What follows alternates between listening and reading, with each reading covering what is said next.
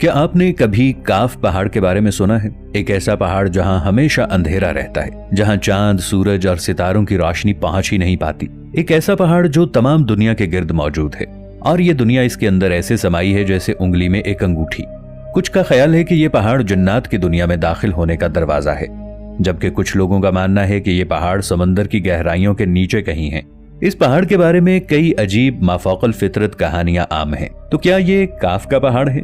اور اس کے بارے میں اتنا کچھ مشہور ہونے کے باوجود آج تک اسے کوئی معلوم کیوں نہیں کر پایا کہ آخر یہ کہاں ہے، اور کیا واقعی وہاں کوئی مافوق الفطرت مخلوق موجود ہے؟ 13ویں صدی کے عظیم صوفی شاعر جلال الدین محمد رومی ایک جگہ لکھتے ہیں کہ حضرت ذوالقرنین آب حیات کی تلاش میں کاف پہاڑ کی طرف چلے گئے، اس امید سے کہ آب حیات کاف پہاڑ کی چوٹی پر کہیں موجود ہے۔ اور جب حضرت ذوالقرنین وہاں پہنچے تو وہاں انہوں نے اسرافیل علیہ السلام کو دیکھا، جو قیامت کا سور پھونکنے کو بالکل تیار کھڑے تھے۔ اب اس بات کی حقیقت کیا ہے یہ تو ہم نہیں جانتے، لیکن مولانا جلال الدین رومی کے ان الفاظ کے پیچھے کوئی مقصد ضرور چھپا ہوگا۔ شاید اس بات کا تعلق کسی خاص چیز یا کسی خاص واقعے کی طرف اشارہ ہو۔ اس بات کو مزید سمجھنے کے لیے ہمیں کاف پہاڑ کے بارے میں سمجھنا ہوگا۔ کاف، کوہ کاف یا جبل کاف کے نام سے مشہور یہ پہاڑ عربی اور ایرانی ثقافتوں میں ایک پراسرار پہاڑی ہے، اور اس پہاڑ کو زمین کا بالکل آخری سرا سمجھا جاتا ہے جہاں پر کوئی پہنچ نہیں سکتا۔ اور مشرق وسطی کی افسانوی داستانوں کے مطابق اس جگہ ایک عجیب الخلقت پرندہ روک موجود ہے جو جسامت میں اتنا بڑا ہوتا ہے کہ ایک پورے ہاتھی کو اپنے پنجوں میں اٹھا سکتا ہے۔ کاف کا یہ لفظ عربی حروف میں 21 نمبر پر آتا ہے، جو ایک قدیم یونانی فونیشن حرف سے نکلا ہے جس کا ڈکشنری میں مطلب گردن کے پچھلے حصے کا ہے، جسے انگریزی میں نیپ بھی کہا جاتا ہے۔ اب مختلف تہذیبوں کے لوگ اس کے الگ الگ معنی لیتے ہیں۔ مثال کے طور پر جاپان میں جس کی گردن واضح نظر آئے تو وہ اسے ایک قابل انسان کی نظر سے دیکھتے ہیں۔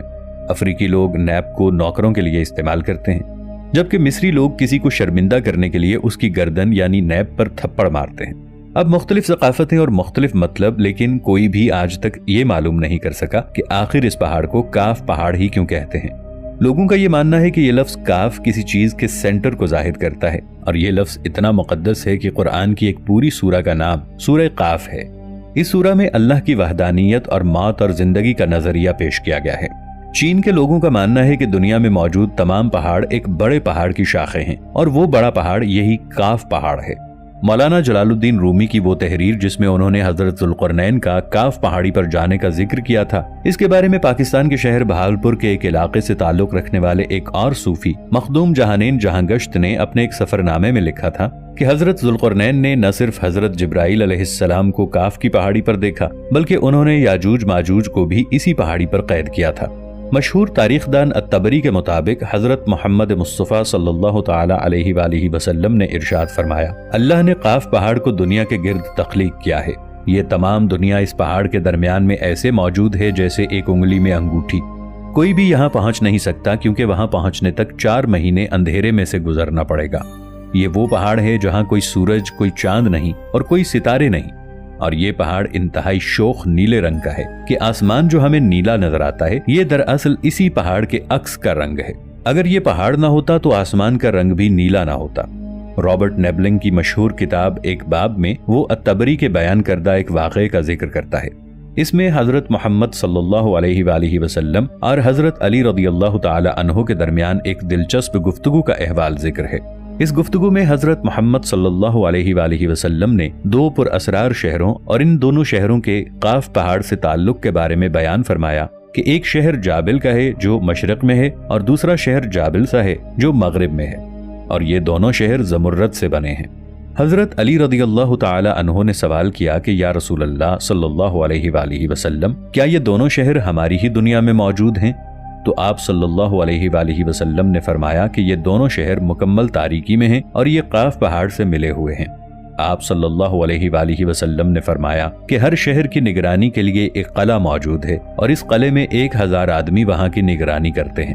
آپ صلی اللہ علیہ وآلہ وسلم نے فرمایا کہ ان دونوں شہروں میں موجود لوگ نہ حضرت آدم علیہ السلام کو جانتے ہیں نہ ابلیس کو، یہاں تک کہ یہ لوگ چاند اور سورج کے بارے میں بھی نہیں جانتے کہ اللہ نے چاند اور سورج بھی تخلیق کیے ہیں۔ جو روشنی ان تک پہنچتی ہے وہ قاف پہاڑ کی روشنی ہے، اور وہاں موجود لوگ جڑی بوٹیاں کھاتے ہیں اور ان کے بدن پر کوئی کپڑا نہیں ہوتا۔ حضرت علی رضی اللہ تعالی عنہ نے پوچھا کہ یا رسول اللہ صلی اللہ علیہ وآلہ وسلم، تو کیا وہ لوگ فرشتے ہیں؟ تو آپ صلی اللہ علیہ وآلہ وسلم نے فرمایا کہ نہیں، وہ فرشتے نہیں، لیکن اللہ سے ان کی فرما برداری بالکل فرشتوں کی طرح ہی ہے۔ ترکی سے تعلق رکھنے والے ایک صوفی مولانا ناظم القبروسی کے مطابق ہماری دنیا کے ارد گرد بہت ساری ایسی دنیایں ہیں جو ہم سے پوشیدہ ہیں۔ جب حضرت امام مہدی علیہ السلام تشریف لائیں گے تو وہ اکیلے نہیں ہوں گے، بلکہ اللہ ان کی مدد کے لیے قاف پہاڑ سے ایسی مخلوق کو بھیجیں گے جو اس دنیا والوں کے لیے بالکل نئی ہوگی۔ اسلامی روایات کے مطابق معراج کی رات جب حضرت محمد مصطفیٰ صلی اللہ تعالی علیہ وآلہ وسلم آسمانوں کے سفر پر تشریف لے گئے تو ایک جگہ حضرت جبرائیل علیہ السلام آپ کو ایسے مقام پر لے گئے جہاں ایک ذہین مخلوق رہتی تھی۔ وہ 2 شہروں میں رہنے والی مخلوق تھی جنہیں آپ صلی اللہ علیہ وآلہ وسلم نے اسلام کی دعوت دی اور جنہوں نے آپ صلی اللہ علیہ وآلہ وسلم کی دعوت کو قبول کیا اور اسلام لے آئے۔ پھر آپ صلی اللہ علیہ وآلہ وسلم نے ان کے درمیان ایک خلیفہ مقرر کیا اور ان کو اسلامی تعلیمات کے بارے میں تعلیم دی۔ پھر حضرت جبرائیل علیہ السلام آپ صلی اللہ علیہ وآلہ وسلم کو ایک اور قوم کی طرف لے گئے جو تاریس اور تاکل کے نام سے جانے جاتے تھے۔ آپ صلی اللہ علیہ وآلہ وسلم نے انہیں بھی اسلام کی دعوت دی، لیکن انہوں نے آپ صلی اللہ علیہ وآلہ وسلم کی دعوت کو قبول نہیں کیا۔ وہاں سے آپ صلی اللہ علیہ وآلہ وسلم حضرت جبرائیل علیہ السلام کے ساتھ یاجوج ماجوج کی طرف گئے اور آپ صلی اللہ علیہ وآلہ وسلم نے انہیں بھی اسلام کی دعوت دی۔ لیکن یاجوج ماجوج تاریس اور تاکل سے بھی زیادہ سرکش قوم تھی۔ انہوں نے بھی آپ صلی اللہ علیہ وآلہ وسلم کی دعوت کو قبول نہیں کیا اور آپ صلی اللہ علیہ وآلہ وسلم کو ماننے سے انکار کر دیا۔ اس تمام واقعے کا تفصیلی ذکر الطبری کی کتاب تاریخ الطبری میں موجود ہے، جس میں جابلقا اور جابلسا 2 شہروں کے بارے میں ایک طویل حدیث کا ذکر کیا گیا ہے، جس میں آپ صلی اللہ علیہ وآلہ وسلم نے کچھ یہودی عالموں کو جواب میں ان دونوں شہروں کی مکمل تفصیل بیان فرمائی، اور اس وقت حضرت علی رضی اللہ تعالی عنہ بھی آپ صلی اللہ علیہ وآلہ وسلم کے پاس موجود تھے۔ حضرت علی رضی اللہ عنہ نے سوال کیا کہ یا رسول اللہ، کیا وہ دونوں شہر ہماری دنیا میں ہی موجود ہیں؟ تو آپ صلی اللہ علیہ وآلہ وسلم نے فرمایا کہ وہ دونوں شہر قاف پہاڑ کے نزدیک مکمل تاریکی میں ہیں۔ ہر شہر کا اپنا ایک قلعہ ہے جس میں ہر وقت 1000 لوگ ان شہروں کی حفاظت پر مامور رہتے ہیں، اور وہ اس لیے کیونکہ یہ دونوں شہر زمرد سے بنے ہیں۔ ان دونوں شہروں کے سب سے بڑے دشمن تاریس اور تاکل 2 سرکش قومیں ہیں جو ان دونوں شہروں میں موجود قیمتی خزانوں کو حاصل کرنا چاہتی ہیں۔ ان کے حملے کے ڈر سے ان دونوں شہروں میں موجود لوگ ہر وقت حفاظت پر ہوتے ہیں تاکہ اپنے شہروں کو ان سرکش قوموں کے حملوں سے بچا سکیں۔ ان شہروں میں بسنے والے لوگ نہ حضرت آدم علیہ السلام سے واقف ہیں اور نہ ابلیس سے۔ ان کے درمیان کوئی عورت نہیں، وہ تمام مرد ہیں۔ ان شہروں تک پہنچنا ایک انسان کے لیے بہت مشکل ہے، لیکن ہود علیہ السلام کی قوم کے 3 لوگ وہاں پہنچ گئے تھے اور وہاں پر رہے، مگر وہاں ان لوگوں پر شدید تشدد کیا گیا اور وہ وہاں سے بھاگنا چاہتے تھے لیکن بھاگ نہیں سکتے تھے۔ الطبری کے مطابق جب ان یہودیوں نے آپ صلی اللہ علیہ وآلہ وسلم کی تمام باتیں سنی تو فوراً بول اٹھے کہ آپ ہی وہ آخری نبی ہیں جن کے بارے میں حضرت موسیٰ علیہ السلام نے ہماری آسمانی کتاب میں ذکر فرمایا تھا کہ جب تم لوگ آخری پیغمبر حضرت محمد مصطفیٰ صلی اللہ تعالی علیہ وآلہ وسلم سے ملو تو انہیں میرا سلام پیش کرنا۔ الطبری کی کتاب تاریخ الطبری میں موجود اس واقعے کے بارے میں معلومات اکٹھی کی تو معلوم ہوا کہ یہ واقعہ صرف اہل تشیع میں موجود ایک حدیث میں ملتا ہے، جبکہ اہل سنہ میں اس واقعے کے بارے میں کہیں کوئی ذکر نہیں ملتا۔ دوسری بات یہ کہ الطبری ایک محدث سے زیادہ ایک تاریخ دان تسلیم کیے جاتے ہیں، اس لیے الطبری میں موجود حدیث کو انتہائی غور و فکر سے پڑھنا ضروری ہے، کیونکہ الطبری کے حوالے سے ایسی کئی حدیث سامنے آئی ہیں جن کے الفاظ اور روایات میں کئی لحاظ سے کمزوریاں پائی گئی ہیں۔ اس کے علاوہ قاف پہاڑ کا ذکر صحاح ستہ کی کسی کتاب میں بھی موجود نہیں، اس لیے اہل سنت کے مطابق الطبری کی جس حدیث میں ان 2 شہروں کا ذکر کیا گیا ہے، اس حدیث کا کوئی مستند ذریعہ معلوم نہیں۔ لیکن اہل تشیع کی احادیث کی سب سے قدیم کتاب بصائر الدرجات میں ایسے 2 شہروں کا ذکر آیا ہے جو اپنے ایک لیڈر کے انتظار میں ہیں۔ دوستو، ہالی ووڈ کی اکثر فلمیں افسانوی داستانوں اور مذہبی کتابوں میں موجود قدیم قوموں اور واقعات پر مبنی ہوتی ہیں، جس کی ایک بڑی مثال میٹرکس نامی فلم ہے، جہاں کے لوگ ایک تاریک دنیا میں موجود ہوتے ہیں جو ہماری دنیا سے بالکل مختلف ہوتی ہے، یا پھر دا وزرڈ آف اوزی نامی فلم جس میں ایک ایسا شہر دکھایا جاتا ہے جو سارا زمرد سے بنا ہوتا ہے۔ اسی طرح احادیث میں یاجوج ماجوج کا جس طرح ذکر کیا گیا ہے، اس طرح کی مخلوق پر ہالی ووڈ کی لاتعداد فلمیں موجود ہیں۔ یہ شہر کہاں ہے اور ان شہروں کے حوالے سے موجود حدیث کتنی صحیح ہے، اس بارے میں تو اللہ ہی بہتر جانتا ہے۔ کوہ قاف مشرق وسطی اور عرب کے مشہور افسانوں میں سے ایک افسانوی سلسلے کا نام ہے۔ اسلامی روایات کے مطابق کوہ قاف کو جنوں کا وطن کہا جاتا ہے، جسے اللہ تعالیٰ نے چمکتے زمرد سے بنایا ہے، جبکہ ایرانی روایتوں کے مطابق یہ علاقہ شمالی قفقاز کے علاقوں میں تھا، اور اس علاقے کو آج تک کوئی انسانی حکومت حاصل نہیں کر سکی اور نہ ہی کوئی انسان اس پر قبضہ کر سکا، کیونکہ یہ پہاڑی سلسلے اسرار میں ڈھکے ہوئے تھے۔ کوہ قاف دراصل ایک پہاڑی سلسلہ ہے۔ اسے زمین کا سب سے دور دراز مقام کہا جاتا ہے، جو داستانوں میں زرتشت کی زمین اور سی مرغ نامی ایک پرندے کی وجہ سے مشہور ہے۔ کہتے ہیں کہ یہ پہاڑ سبز زمرد پر مشتمل ہے۔ اس زمرد کی وجہ سے آسمان کو سبز رنگ عطا کیا گیا ہے۔ کوہ قاف کو جنوں کا شہر بھی کہا جاتا تھا، جہاں قدیم زمانے میں جنات نے بہت سی حکومتوں کو قائم کیا تھا۔ امام لکھتے ہیں کہ کوہ قاف کئی علاقوں میں تقسیم ہے، جس میں 70 زمین چاندی اور 70 زمینیں سونے کی ہیں، جبکہ 70 مشک کی۔ عربی کتابوں کے مطابق کوہ قاف چند پہاڑی سلسلوں میں سب سے اونچا پہاڑی سلسلہ ہے، جو اللہ تعالیٰ کی طرف سے زمین کو سہارا دینے کے لیے بنایا گیا تھا، اور اس دنیا میں جتنے بھی پہاڑی سلسلے ہیں ان سب کی شاخیں زیر زمین کوہ قاف سے جڑی ہوئی ہیں۔ اس طرح کوہ قاف زمین کا سب سے بڑا پہاڑ ہے اور یہ تمام پہاڑی سلسلوں کا مرکز ہے۔ 13ویں صدی میں زکریہ القصوی نے عجائب المخلوقات و غرائب الموجودات نامی ایک کتاب لکھی تھی، جس میں انہوں نے لکھا کہ کاسمولوجی کے مطابق آسمان کو خدا نے تھام رکھا ہے تاکہ آسمان زمین پر نہ گر پڑے۔ زمین کے چاروں طرف سے پہاڑوں کا ایک طویل سلسلہ ہے۔ اس سلسلے میں قاف کا پہاڑ بھی شامل ہے، جو زمین کو اپنی جگہ پر قائم رکھتا ہے۔ اسی طرح مشہور صوفی بزرگ جلال الدین رومی نے اپنی تحریروں میں کوہ قاف کا ذکر کچھ یوں کیا ہے کہ طاقتور سکندر بادشاہ ذوالقرنین نے آب حیات کی تلاش میں مشرق کا سفر کیا۔ اس سفر کے دوران آپ کوہ قاف تک جا پہنچے تھے تو آپ نے دیکھا کہ وہاں پر فرشتہ اسرافیل قیامت کے دن سور پھونکنے کا انتظار کر رہا تھا، اور اس بات کے متعلق ایک اور روایت بھی بیان کی جاتی ہے کہ حضرت ابن عباس رضی اللہ عنہ فرماتے ہیں کہ حضرت محمد صلی اللہ علیہ وآلہ وسلم ہمارے پاس تشریف لائے جبکہ ہم مسجد نبوی میں ایک دائرے کی شکل میں بیٹھے ہوئے تھے۔ آپ صلی اللہ علیہ وسلم نے ہم سے ارشاد فرمایا کہ آپ کیا کر رہے ہیں؟ ہم نے عرض کی یا رسول اللہ صلی اللہ علیہ وآلہ وسلم، ہم اس چیز پر غور کر رہے ہیں کہ سورج کیسے طلوع ہوتا ہے اور غروب ہوتا ہے۔ تو آپ صلی اللہ علیہ وآلہ وسلم نے فرمایا کہ تم نے اچھا کیا، اس طرح مخلوق میں فکر کیا کرو، کیونکہ اللہ جس کے لیے چاہتا ہے وہ پیدا کرتا ہے۔ تم یہ تعجب کرو کہ کوہ قاف سے آگے 7 سمندر ہیں، ہر سمت 500 سال سفر کرنے کے طویل ہے۔ اس سے آگے 7 زمینیں بھی ہیں جن کا نور وہاں کے رہنے والے لوگوں کے لیے چمکتا ہے۔ اس کوہ قاف کے آگے 17,000 مخلوقات ہیں جو عورتیں ہیں، ان کو پرندوں کی شکل میں پیدا کیا گیا ہے۔ اس کا بچہ پیدا ہوتے ہی ہوا میں اڑنے لگتا ہے، اور یہ اللہ کی تسبیح سے 1 سیکنڈ کے لیے بھی غافل نہیں ہوتے۔ ان کا کھانا بھی ہوا ہے، ان کا پینا بھی ہوا ہے، ان کا لباس برتن بھی ہوا کے ہیں۔ وہ یہ نہیں جانتے کہ اللہ تعالیٰ نے حضرت آدم علیہ السلام یا ابلیس کو پیدا کیا ہے، اور نہ ہی ابلیس کی اولاد کو جانتے ہیں۔ اللہ تعالیٰ نے کوہ قاف کو دنیا کی جلد کے طور پر پیدا فرمایا۔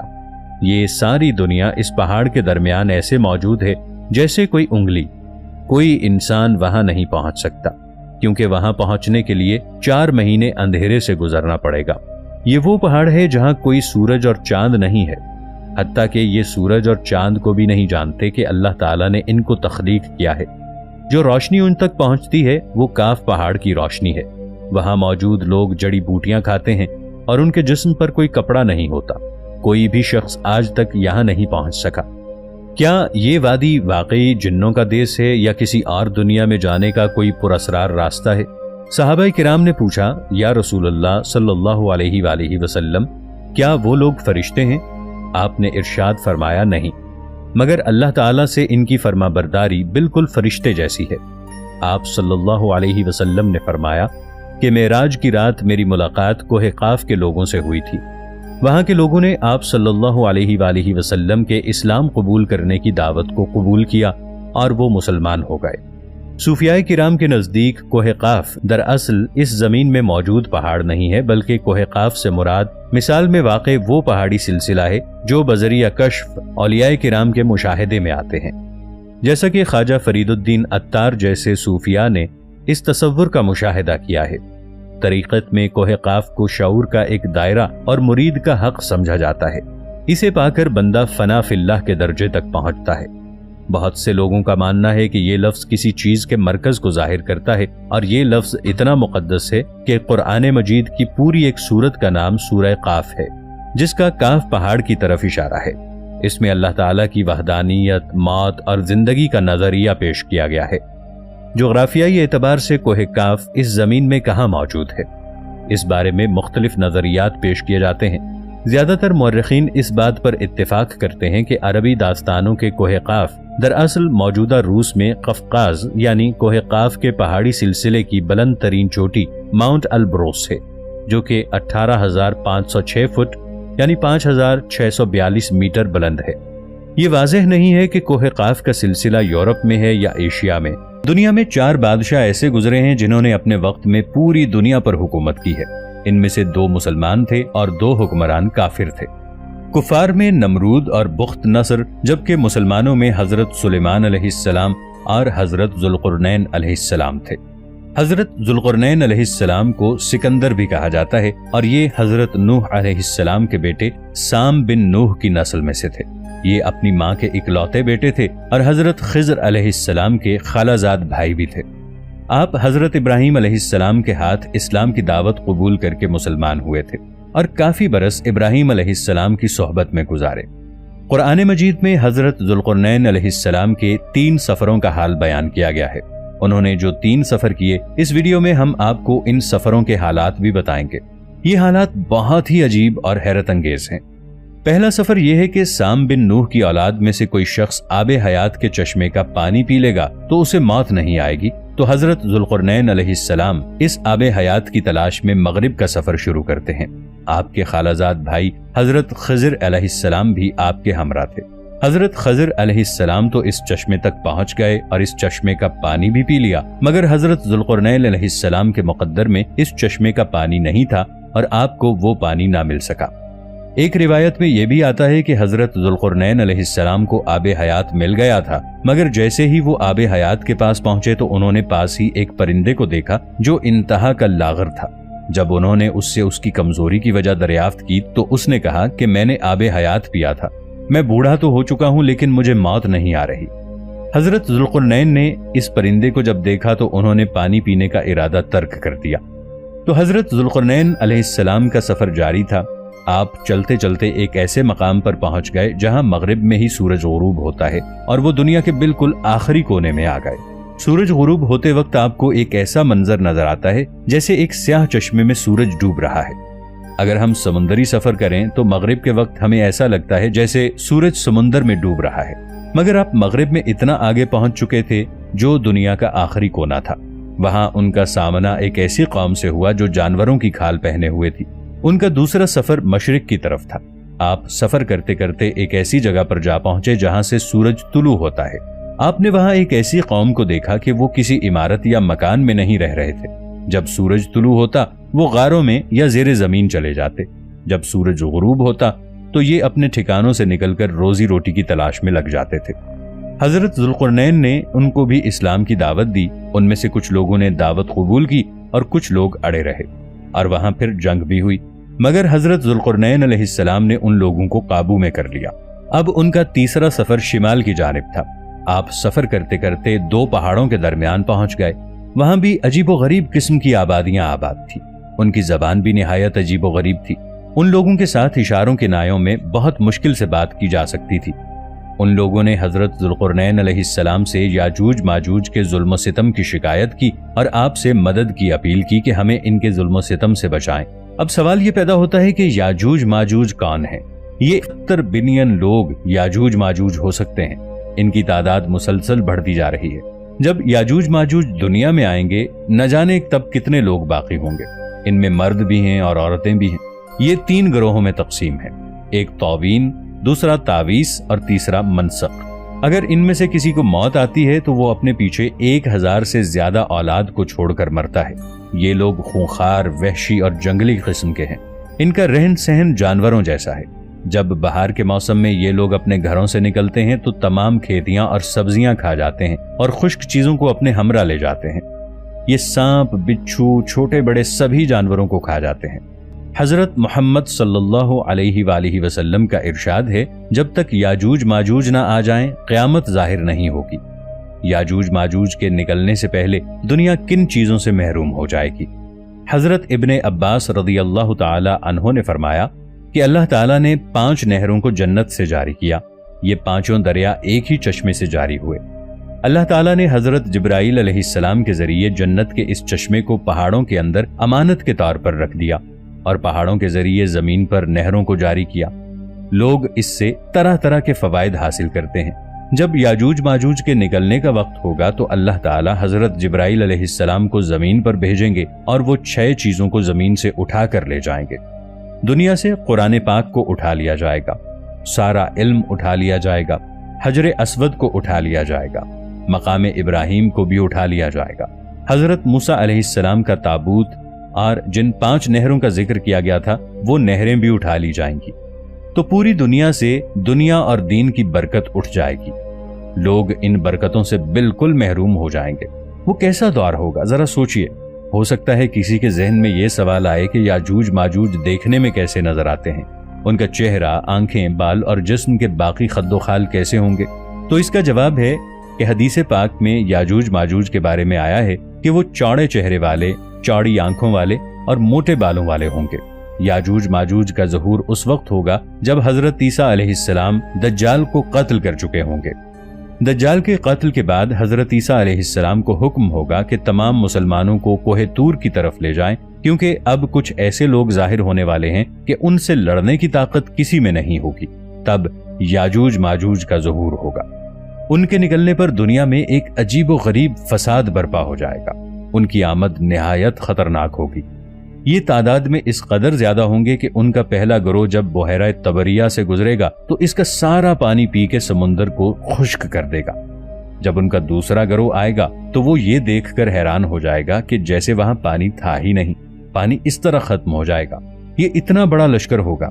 یہ لوگ دنیا کے فساد اور قتل و غارت سے جب فارغ ہو جائیں گے تو مسلمان حضرت عیسیٰ علیہ السلام کے ساتھ کوہ طور پر موجود ہوں گے۔ یہ لوگ کہیں گے کہ زمین والوں کو قتل کر لیا، آؤ اب آسمان والوں کو قتل کریں۔ اللہ کی قدرت دیکھیں، جب یہ لوگ آسمان سے زمین پر گریں گے تو ان پر خون لگا ہوا ہوگا۔ یہ اپنی انہی حرکتوں میں مشغول ہوں گے۔ حضرت عیسیٰ علیہ السلام پہاڑ پر اپنے ساتھیوں سمیت موجود ہوں گے۔ حضرت عیسیٰ علیہ السلام اپنے ساتھیوں سمیت مل کر دعا کریں گے کہ اللہ تعالیٰ یاجوج ماجوج کی گردن میں ایک ایسا کیڑا پیدا کر دے جو ان کو ہلاک کر دے، اور یاجوج ماجوج سب یکدم مر جائیں گے۔ ان کے مرنے کے بعد حضرت عیسیٰ علیہ السلام پہاڑ سے اتر آئیں گے اور دیکھیں گے کہ ساری زمین ان کی لاشوں سے بھری پڑی ہے۔ زمین پر اتنی لاشیں ہوں گی کہ وہاں پاؤں رکھنے کی جگہ نہیں ہوگی۔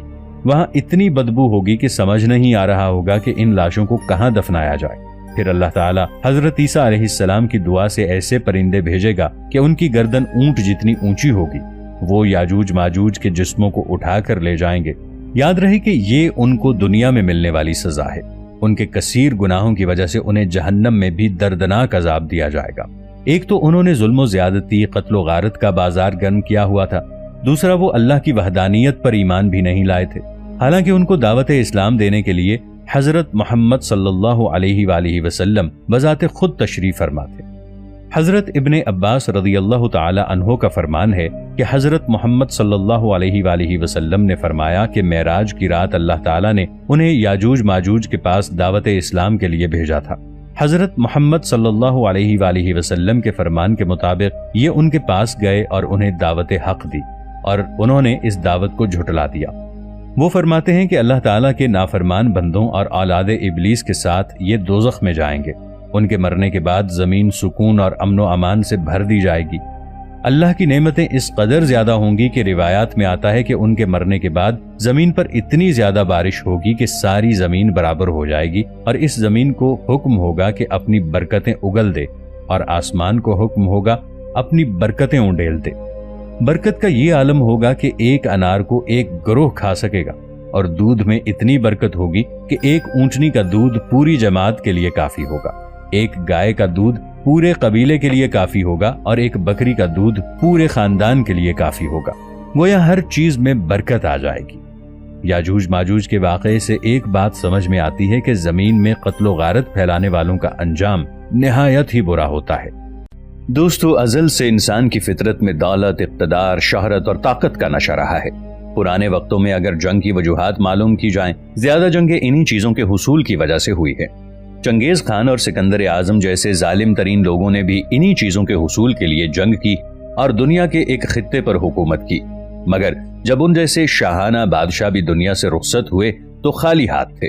इतनी ज्यादा शोहरत और जर रखने के बावजूद ये मौत से नहीं बच सके।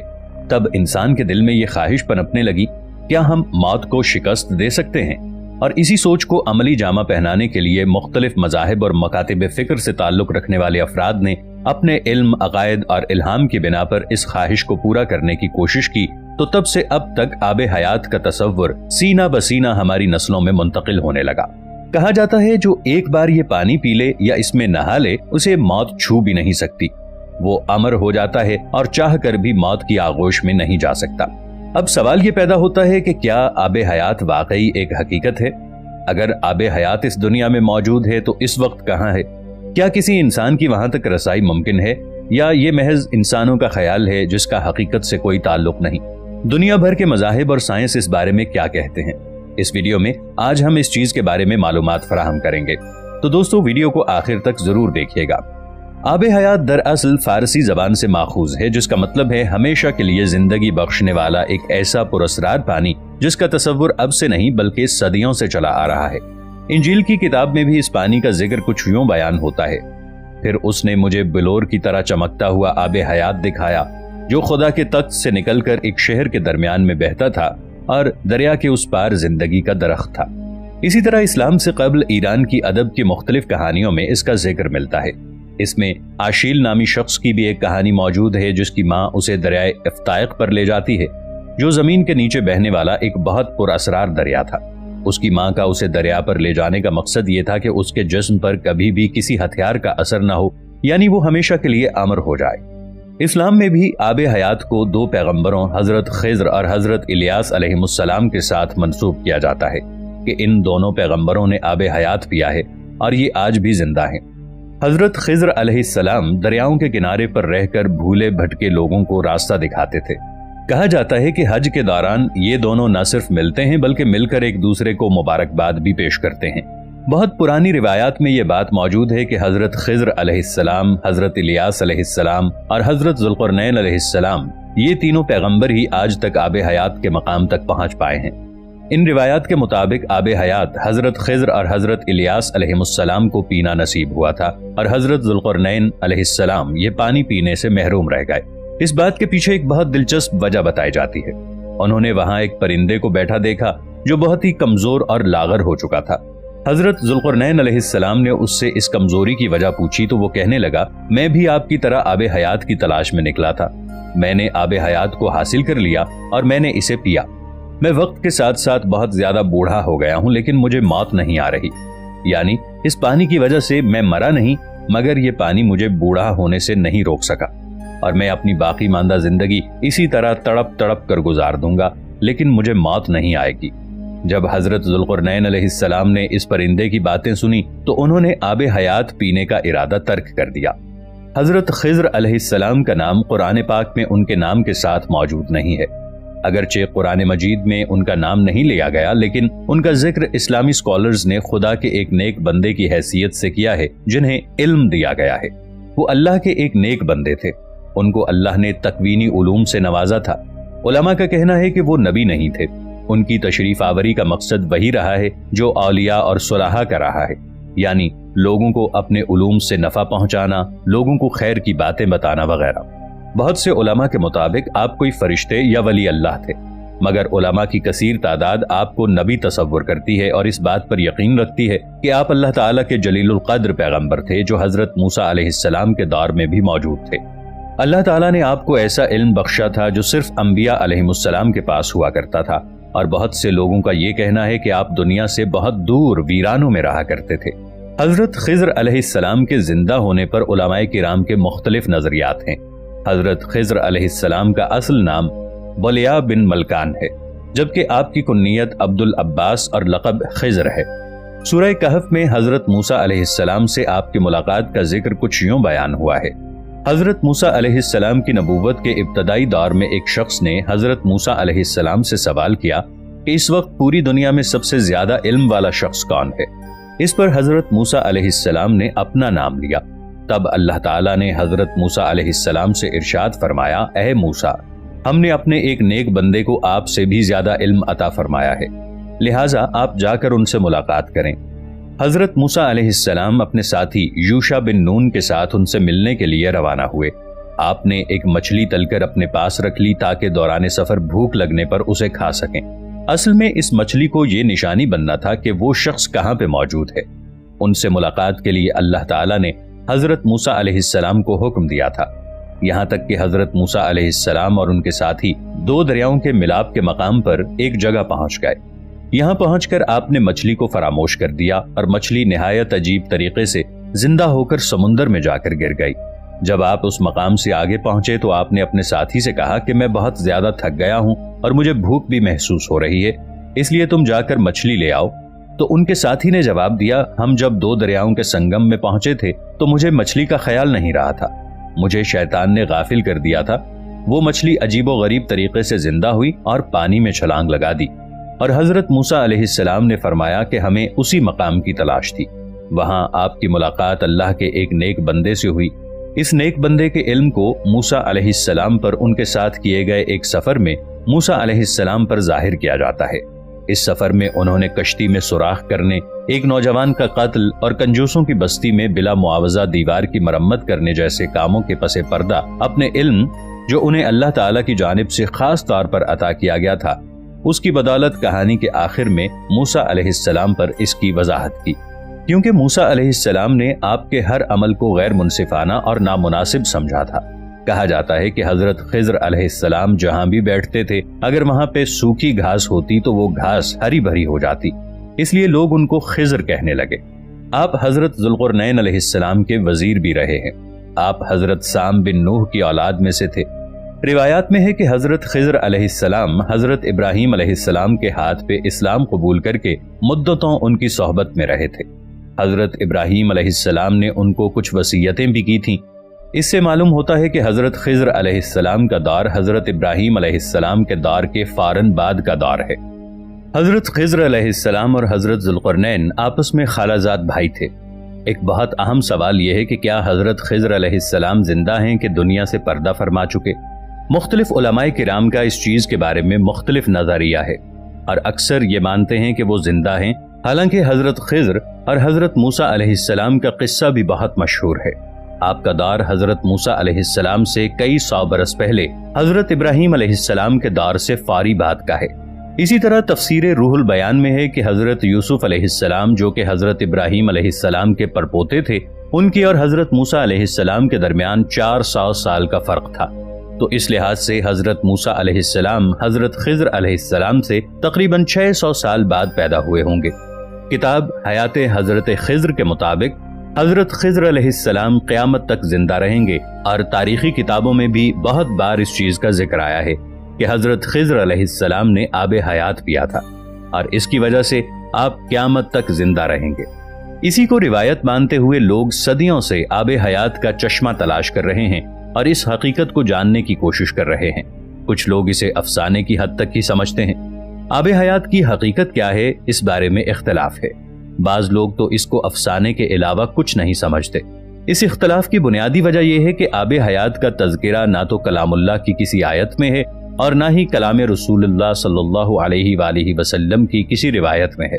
کچھ مفسرین نے سورہ کہف کی ان آیات کی تفسیر کرتے ہوئے آب حیات کے بارے میں بات کی ہے، جن میں حضرت ذوالقرنین علیہ السلام کے سفر کا تذکرہ ہے۔ حضرت سید نعیم الدین مراد آبادی تفسیر خزائن العرفان میں سورۃ الکہف کی آیت نمبر 86 تا 98 کی تفسیر کرتے ہوئے فرماتے ہیں، حضرت ذوالقرنین نے پرانی کتابوں میں پڑھا تھا کہ سام بن نوح علیہ السلام کی اولاد میں سے ایک شخص چشمہ حیات سے پانی پی لے گا تو اس کو موت نہ آئے گی۔ اس لیے حضرت ذوالقرنین نے مغرب کا سفر کیا۔ آپ کے ساتھ حضرت خضر علیہ السلام بھی تھے۔ وہ آب حیات کے چشمے پر پہنچ گئے اور اس کا پانی بھی پی لیا، مگر حضرت ذوالقرنین علیہ السلام کے مقدر میں نہیں تھا، وہ محروم رہ گئے۔ اس سفر میں آپ جانب مغرب روانہ ہوئے تو جہاں تک آبادی کا نام و نشان ہے وہ سب منزلیں طے کر کے آپ ایک ایسے مقام پر پہنچے کہ انہیں سورج غروب کے وقت ایسے نظر آیا کہ وہ ایک سیاہ چشمے میں ڈوب رہا ہے، جیسا کہ سمندری سفر کرنے والوں کو آفتاب سمندر کے کالے پانی میں ڈوبتا نظر آتا ہے۔ وہاں ان کو ایسی قوم ملی جو جانوروں کی کھال پہنے ہوئے تھی، اس کے سوا کوئی دوسرا لباس ان کے بدن پر نہیں تھا، اور دریائی مردہ جانوروں کے سوا ان کی غذا کا کوئی دوسرا سامان نہیں تھا۔ یہ قوم ناسک کہلاتی تھی۔ حضرت ذوالقرنین علیہ السلام نے دیکھا کہ ان کے بے شمار لشکر ہیں اور یہ لوگ بہت ہی طاقتور اور جنگجو ہیں، تو حضرت ذوالقرنین علیہ السلام نے ان لوگوں کے گرد اپنی فوجوں کا گھیرا ڈال کر ان لوگوں کو بے بس کر دیا۔ چنانچہ کچھ تو مشرف و ایمان ہو گئے اور کچھ آپ کی فوجوں کے ہاتھوں قتل ہو گئے۔